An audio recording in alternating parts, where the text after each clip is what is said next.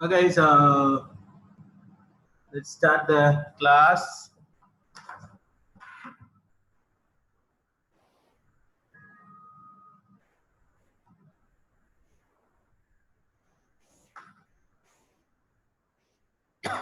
And so hope you all can hear me. And so if you can't, just send me a message so that I can fix it.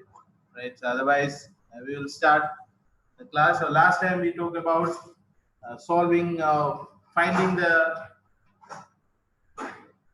method, a linear multi-step method by using the characteristic polynomials, right? So the characteristic polynomial method is what we use to find the uh, linear multi-step method, right? So now what we are going to do is we are going to go to the next step in linear multi-step methods, that is uh, finding or talking about the convergence of the linear multi-step method.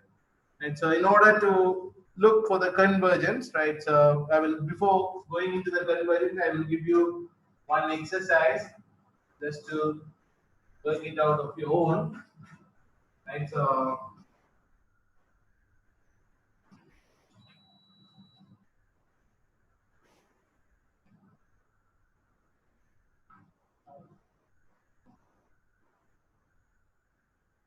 right, so find the linear multi-step method of maximum order, right, whose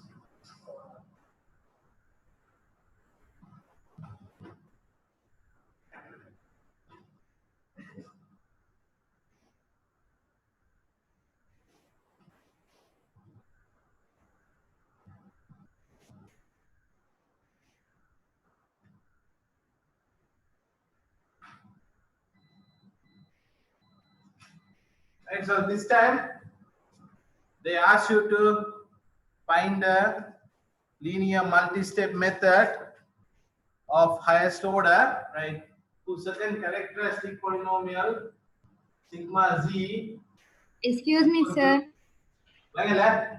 Sir, எழுத்து கொஞ்சம் clear இல்லாம இருக்கு. Okay. விளங்குதில்ல. Sir விளங்குதில்ல sir போர்ட்ல எழுதுறாரு. black ஆல எழுதுறது விளங்குதா? இப்ப பாருங்க sigma c is equal to c squared minus c, ஓகேயா? ஓ இது விளங்குது சார், முதல்ல எழுதுறது விளங்கல. ஓகே ஓகே, அப்ப அது நீல பெயினால எழுதுறது விளங்கல. Okay, so find linear multi-step method of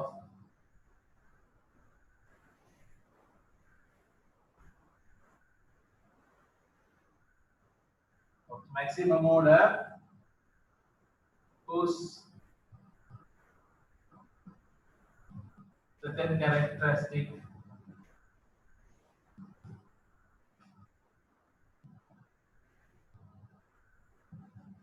polynomial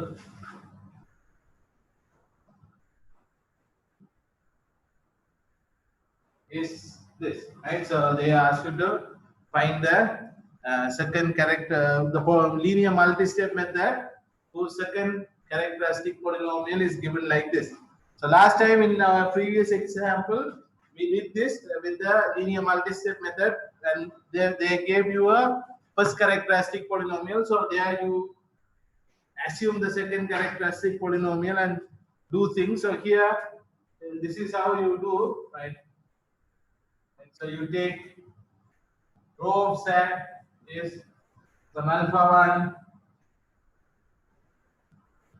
z squared plus alpha 2, or sorry, a1 z squared, some a2 z plus a3, and this, or you can write it as some alpha 1 z minus 1 squared plus alpha 2 z minus 1 plus alpha 3, right? So this is the alternative way of writing this, and then the sigma z, you know, you have to write this as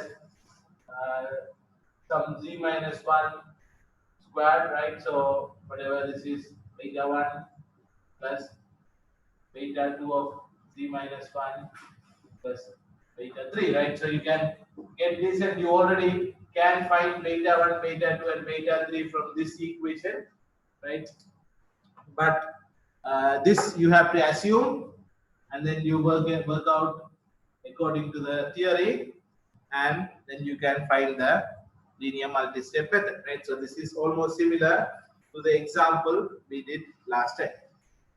So now what we are going to do is we are going to talk about the convergence of the linear multi-step method.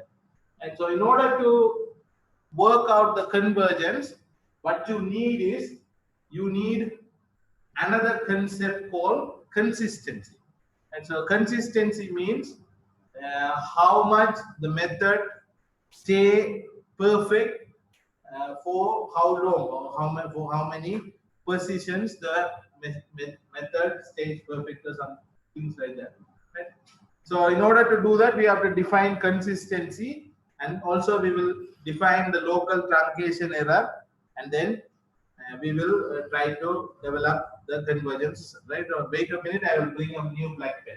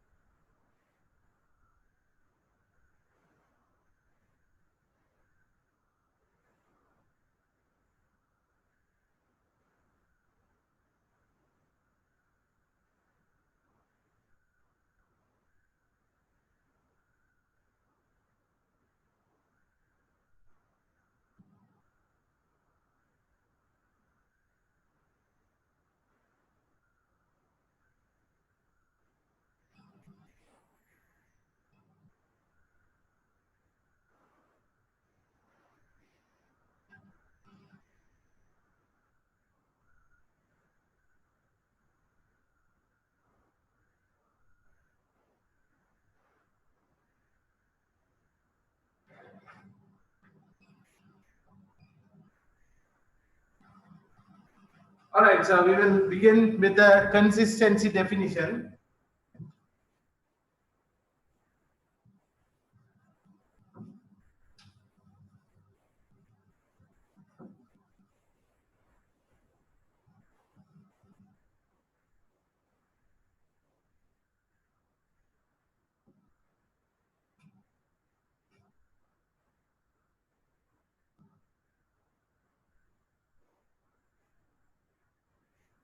Right, so consistency of the method. Right, so we say that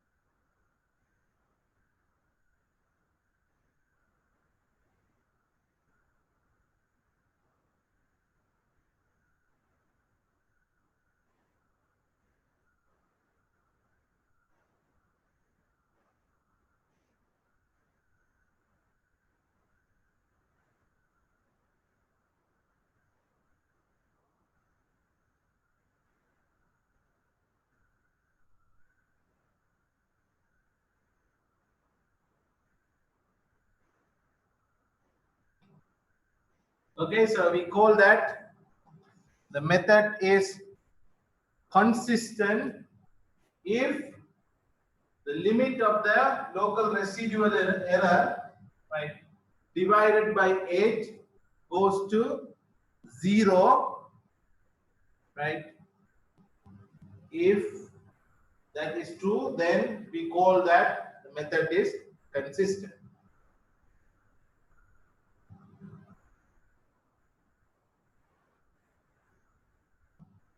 Okay, so this is how we define consistency. Right.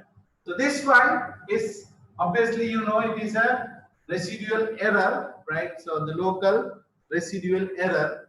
So you know we can write this in terms of linear operator as well, right? So that's something which we already know.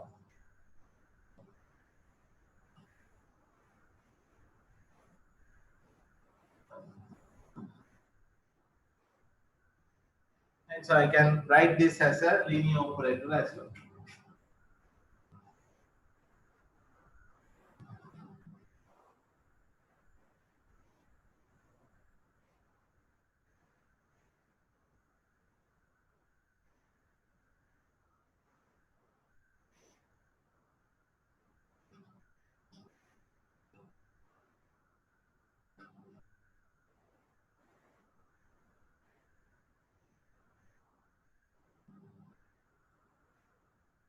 Right, so you can write this as the local residual error as a linear operator as well, right? L of yxn comma h, which we already know, right? So we define this notation in earlier also.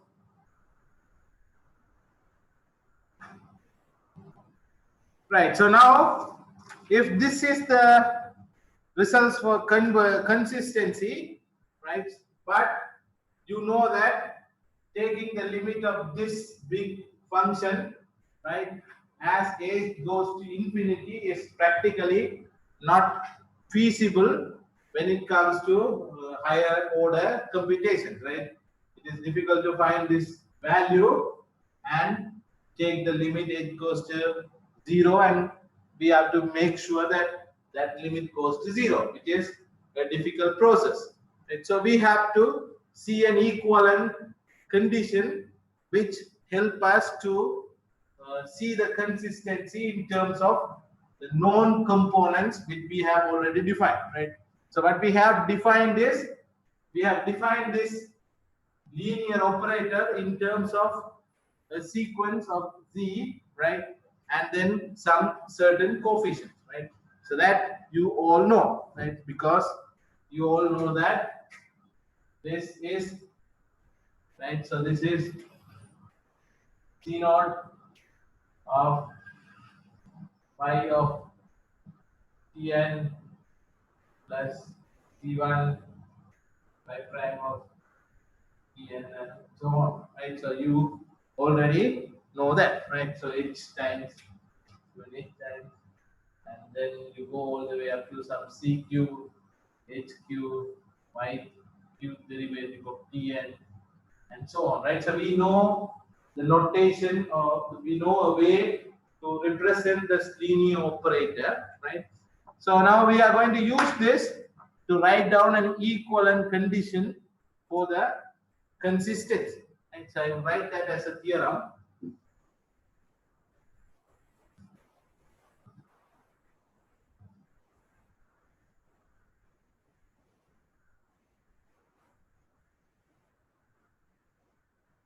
Okay, so theorem.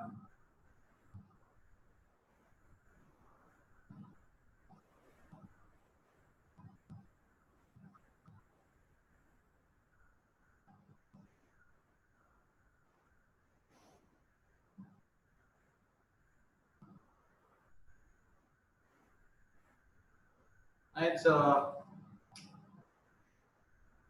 we will write down that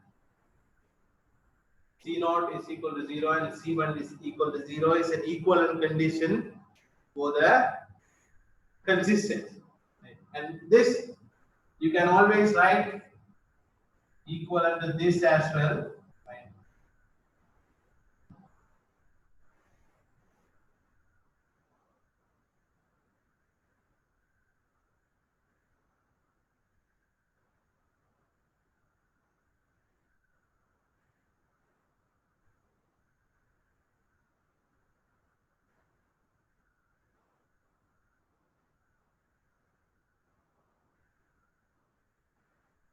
right? So, or you can write the formula for C0 and C1 as well, right? So these are the formulas for C1. C0 is summation of Aj, and C1 is summation of J times Aj minus Bj, that we learned earlier. So that could be an alternative way to define the consistency. Okay. So we have to prove this equivalent condition from the definition of consistency, right? So we shall prove that.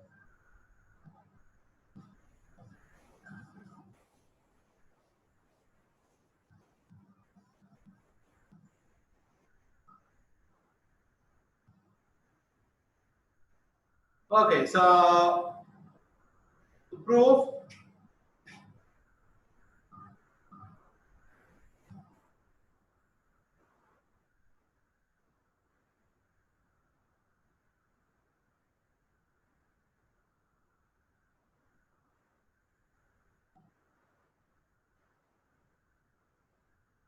right, so you all know this is how we define consistency. The method is consistent if and only if limit of h goes to 0, Tn plus P over h is 0, right? So that we all know.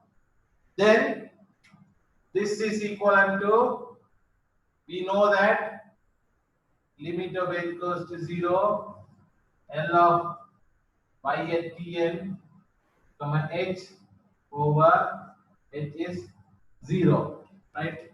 So that is the second condition, right? And then you can write the formula for this, right? So that's the next step.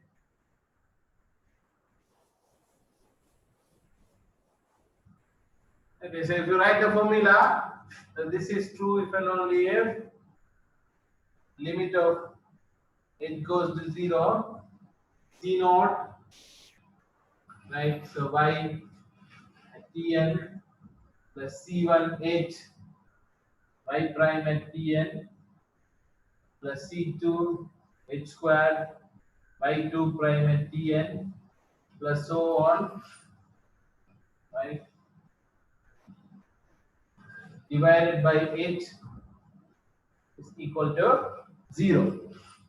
And so you write the definition for L, the linear operator. Once you write the definition for linear operator, then you can simplify this. Okay, so if you simplify this, you can easily see that this is equivalent to limit of h goes to 0, C0 over h by Tn plus C1 y prime Tn plus there is an h in common after that, right? C2 y2 prime Tn plus C3 h y3 prime Tn plus so on, right, is equal to 0, right? So you divide each term by h. So here you get C0 over h. Here C1 h over h cancelled out. Here you will have C2h, so h squared over h, so h, and then C3h cubed over h, so h squared. So I can take the h out of all of them, and that will be equal to 0. Okay. So now you know the whole thing must be 0, right? So this part is obviously 0, which you all know, right? So when h goes to 0, this term will obviously goes to 0, right? So you don't need to worry about what will happen to those coefficients there, right? Even though the coefficients are 0 or non-zero or very large or whatever it is, as long as h goes to 0, this part goes to 0, right? Now this is the important part. If the whole thing has to goes to 0, this should goes to 0 and this should goes to 0, right? So then obviously C0 and C1 must goes to 0 or must be equal to 0. Then only this is possible. Right, so that is how we prove the condition.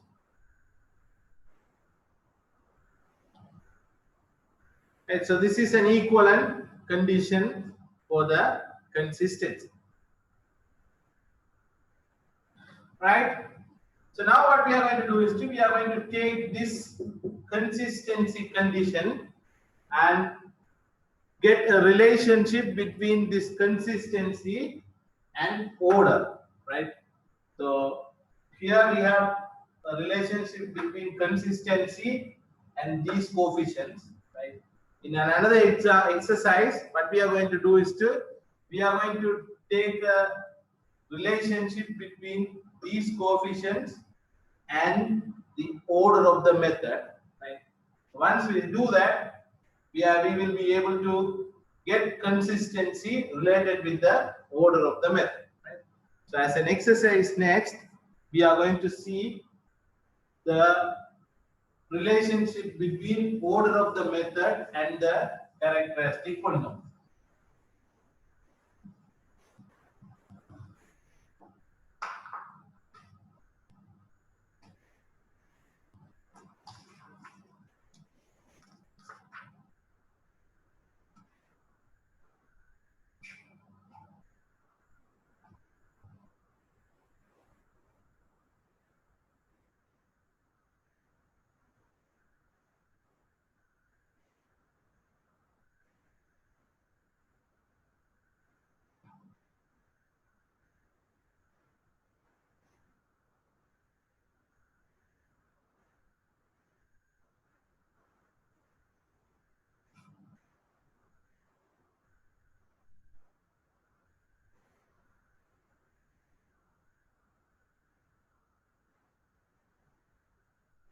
Right, so rho and sigma you already know, the first and second characteristic polynomials. Right? I don't need to rewrite them again. Okay. So the order of the method is at least 1 if and only if the first characteristic polynomial evaluated at 1 is equal to 0 and the second characteristic polynomial evaluated at 1 is equal to the first characteristic derivative of the first characteristic polynomial evaluated at 1, right? So we shall prove this.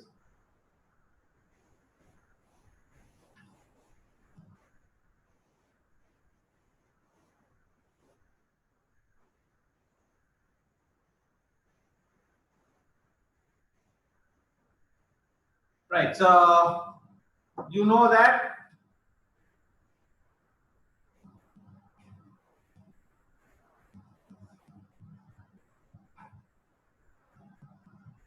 right, so order is at least 1. If the order is at least 1, then it should be 1 or more. Right, if it is 1, then you know C0 and C1 must be 0. If it is 2, you know C0, C1, C2 is 0. Right, if it is 3, C0, C1, C2 and C3 are 0. Right, so you know that. So if the order is at least 1, then obviously you know as long as the minimum order is 1, the C0 and C1 will be always 0. Right, so that's clearly. And so that is a clear thing which you can obtain from the order, right? So if this is true, then obviously you know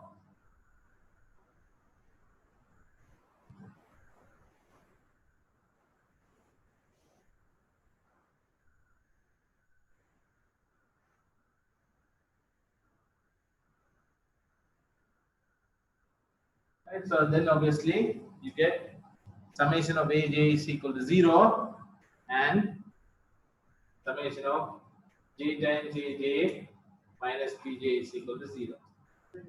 So clearly, because now you know your rho c is equal to summation of j is equal to 0 to p aj z to the power j.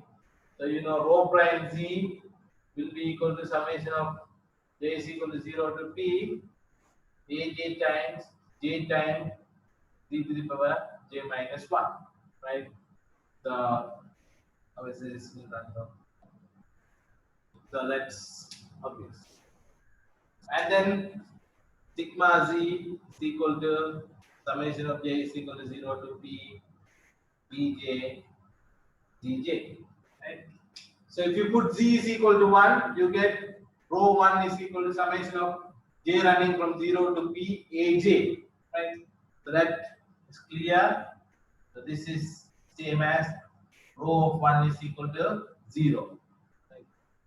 And you know that this says rho prime at 1 is equal to sigma 1 because summation of bj is sigma at 1. Summation of j times aj is rho prime at 1. Right? So that's clear.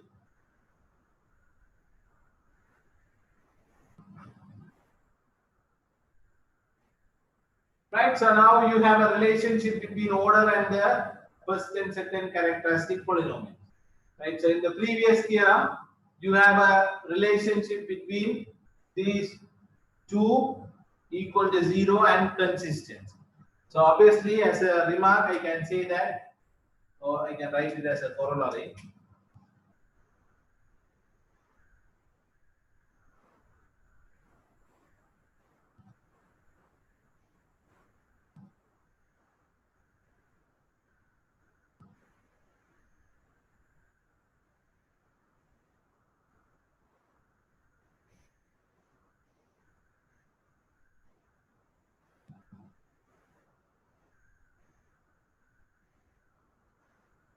Right, so as long as the method is of order at least 1, you know that the method is consistent. So now if somebody asks you to verify the consistency of the method, all you need to do is you need to find the order of the method, right?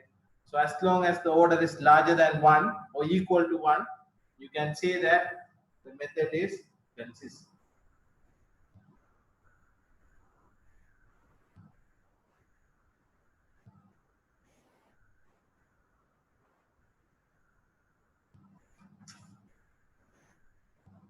Right. So now we have a relationship for consistency, right? The method is consistent if and only if the order is at least 1. So most of the methods are going to be consistent clearly, right? So because most of the methods you study are going to be of at least order 1. So that is why they are useful in computations, right? If the method is inconsistent, then we cannot use it to solve the problem. So that's obvious now that most of the methods you study are consistent. Right. Now you need some extra condition for the convergence of the method. Consistency is not just enough for convergence. You should have something else called zero stability.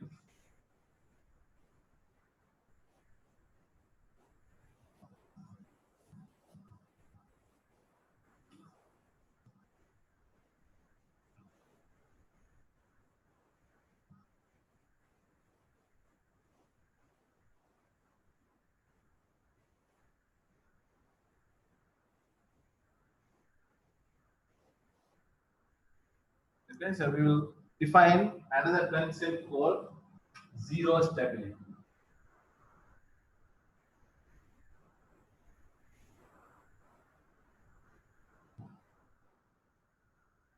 Right, so zero stability.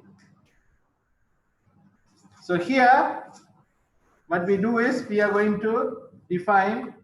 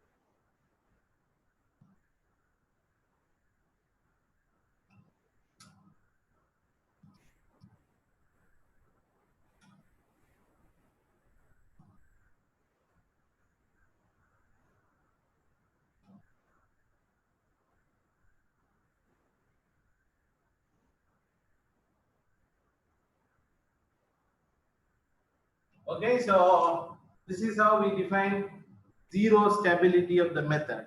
Right? So in order to define the zero stability of the method, you first have to find the roots of the first characteristic polynomial. That is important. So you have to factor out the first characteristic polynomial, and then you have to find all the roots. Right? And then what you do is you take the modulus of those roots. And if the modulus of all the roots are less or equal to 1, then what you do is you take the roots of modulus equal to 1, right? And then you check whether those roots are simple or not. Right? If they are simple, then you call that method as a zero stable method. Right?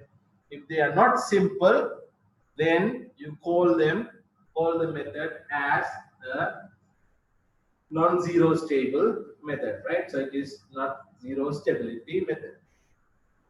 So you have to, so basically what you have to do is you have to factor out, or you have to solve the first characteristic polynomial of the linear multi-step method.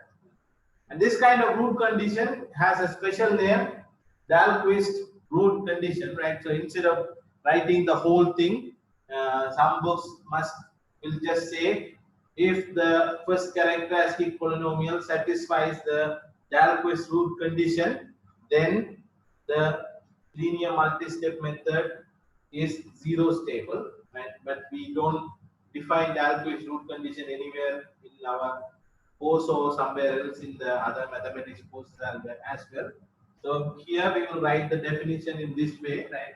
If the roots of the characteristic polynomials are all of modulus less or equal to 1, and being equal to 1 is not is being simple, is the condition for the zero stability. Okay. So we will see a couple of examples of first characteristic polynomials to see whether those methods are zero stable or not.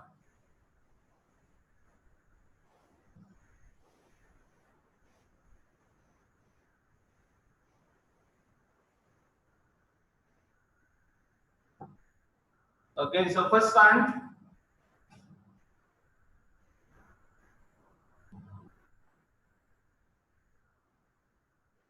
right? So if the characteristic polynomial is z squared minus 1, right? So then obviously you know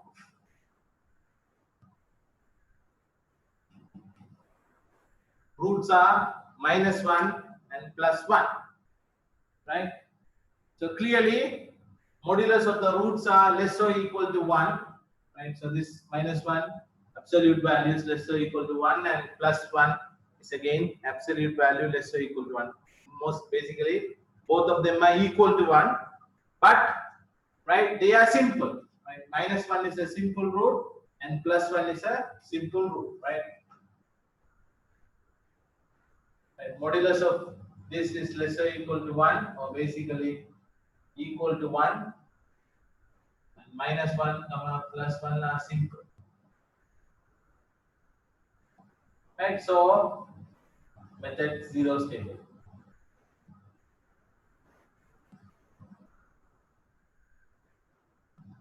Okay, so this is an example.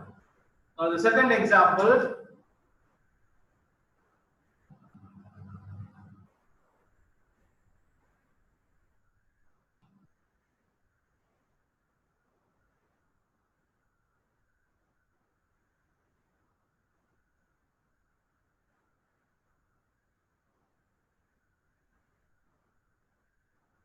right? So z squared minus 3z plus 2. And so these roots are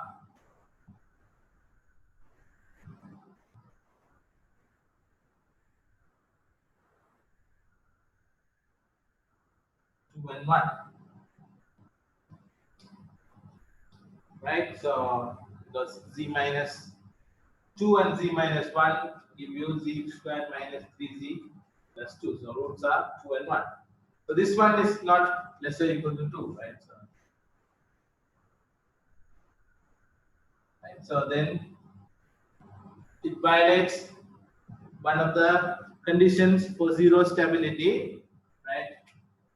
So not zero state.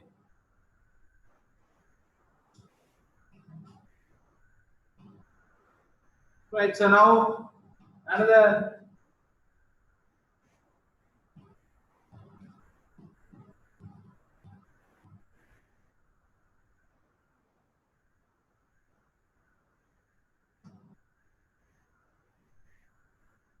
right, so if you have a characteristic polynomial like this, z square minus 1 quantity squared times z plus 1. So then obviously you know that the roots are minus 1 and plus 1 and plus 1. So here roots are all modulus equal to 1, right? And modulus of the root is equal to 1, but 1 is not a simple root.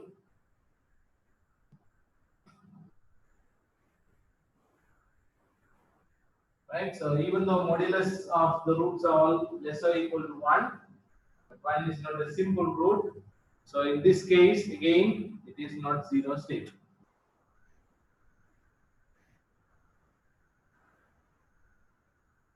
Right? So this is how you verify whether the method is zero stable or not. Right? So if the roots are simple, less or equal to 1 and equal to 1 being simple, is how you define zero stability.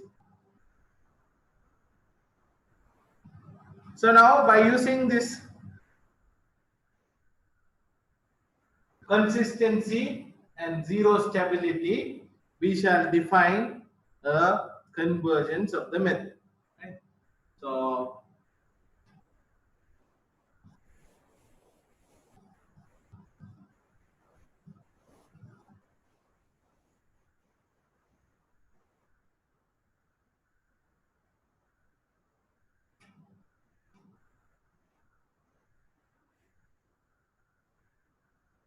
it's a convergence of the method.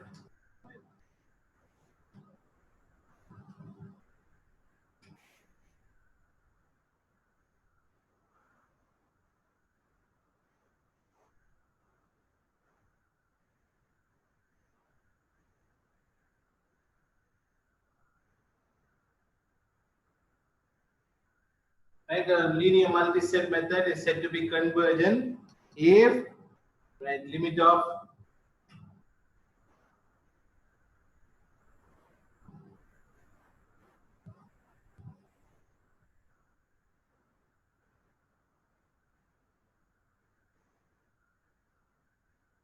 right, so the limit of y of ti, right, minus yi is equal to 0, right?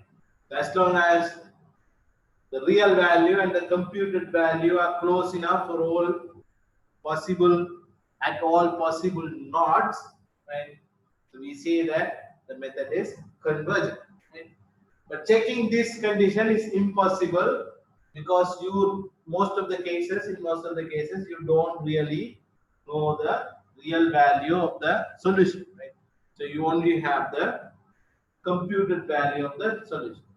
So we will have to define some alternative condition for the convergence. So I will write this as a theorem, but not going to prove it here.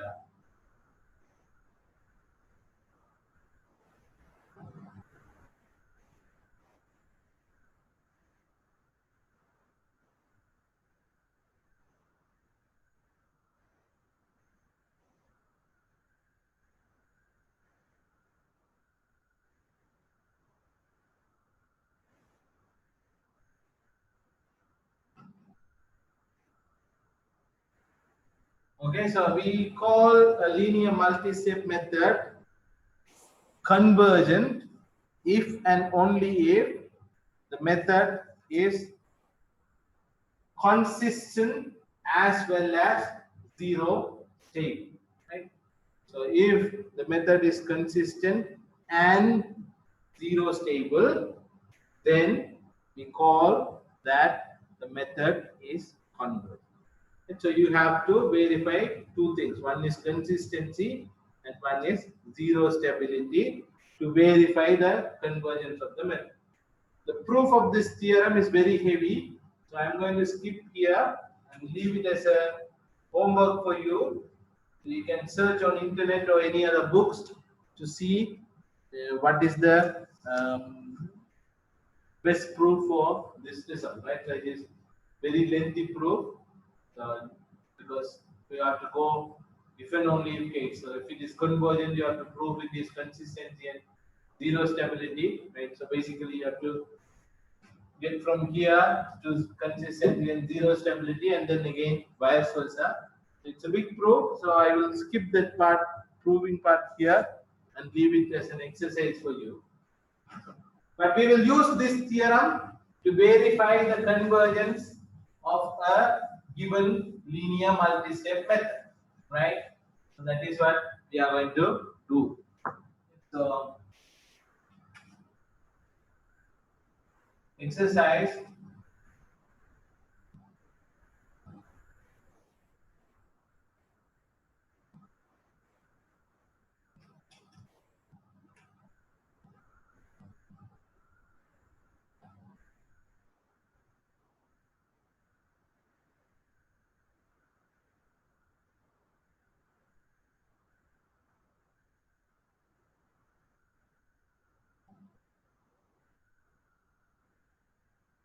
right? So you have to justify whether the Euler method is convergent or not, right? When we study Euler method, we use a different technique to justify the convergence of Euler method, right?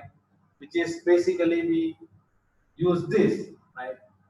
Because you can always do that for Euler method because it is just a one-step method, right? So y0 is given and you have to find y1.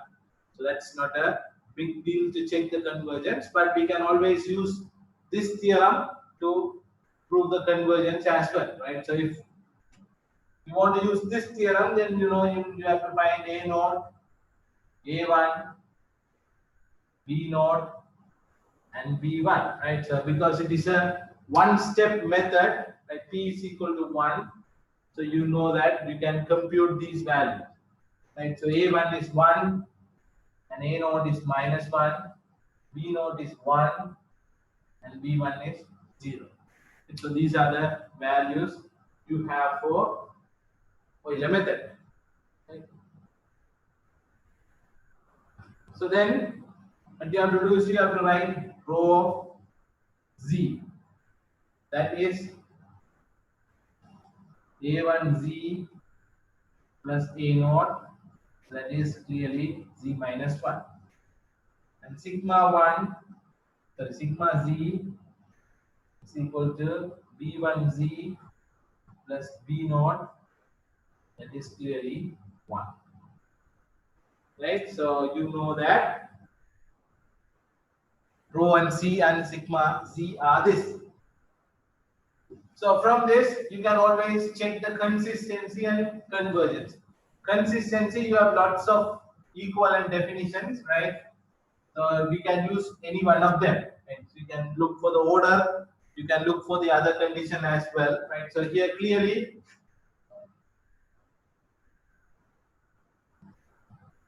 and so this is clear because if you put rho of 1 is 1 minus 1, that is 0, right?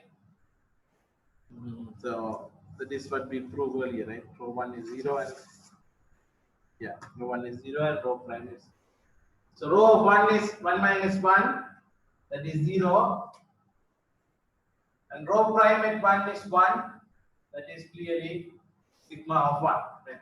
So when you take the derivative of rho, you get 1, and sigma at 1 is 1. So this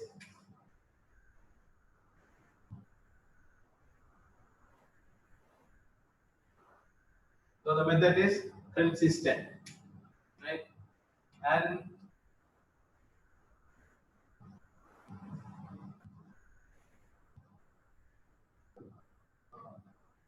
there is only one root, so that is 1, right? So it is simple.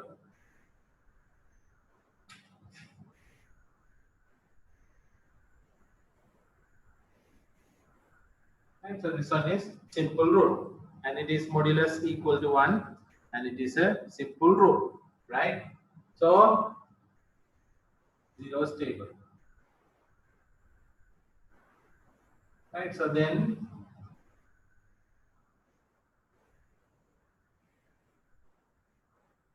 thus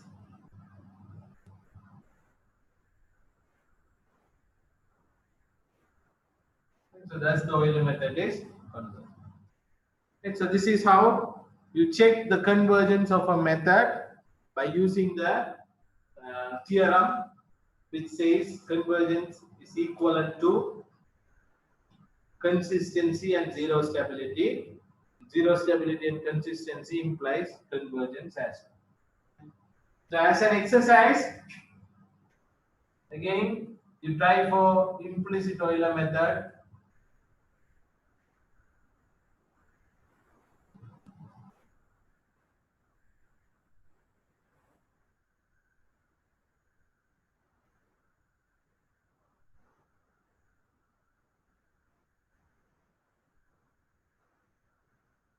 Right, so we studied these methods earlier as well, right? The implicit Euler method, trapezoidal rule, midpoint rule, all of them we studied. So for all these three methods, you try to see whether the methods are convergent or not based on this theorem, right? Not by the general convergence rule. You just apply this theorem to see the convergence of these methods. Right? The next class we will see a little bit more on convergence, and then we will talk about some other type of stability, and we will talk about how to find the region of stability or region where the method is stable, right? So that's called stability region, right? So those things we will talk about that on next Monday class. Right? So we will stop here and continue.